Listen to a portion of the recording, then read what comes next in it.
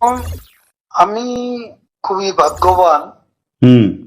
সেদিন আমার বেঁচে থাকার কথা ছিল, আচ্ছা মৃত্যু থেকে অনেক কাছে ছিলাম। আচ্ছা। আমি আমারই সংসদ এলাকায় হুম আমার নিজের বাসাকে এড়িয়ে হুম পার্শ্ববর্তী আর একটা বাসায় হুম। আশ্রয় নিয়েছিলাম। বেশ। তখন চারদিক থেকে হুম মিছিল আসছিল। হুম।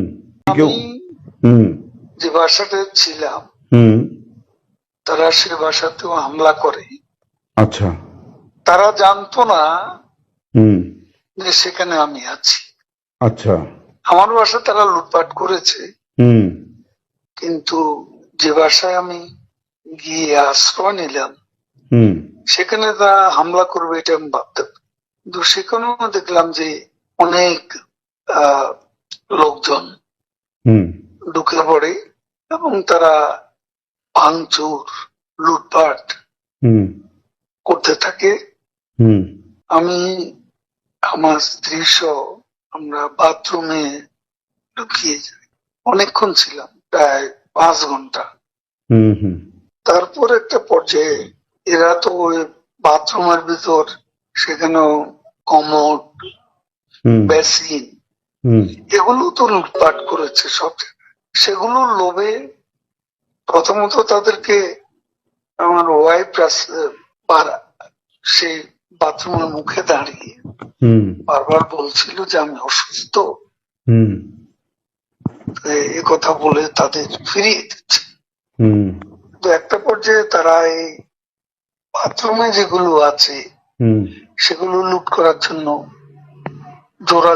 জোরপূর্বক হুম প্রবাসের হুমকি দেয়। তো সে সময় আমার ওয়াইফ জিজ্ঞেস করে যে কি করবো, হুম খুলে দাও যা হবে। তারপরে সাত আট সাত আট জন ছেলে ঢুকলো। তার খুবই আক্রমণাত্মক দৃষ্টিভঙ্গি, হুম মনোভঙ্গি নিয়ে। হুম তখন হঠাৎ তারা আমার দিকে তাকায়। হুম আমার দিকে তাকিয়ে আপনি নেত্রী চলে গেল, আপনি জাননি কেন? আমি কিছু বলছিলাম।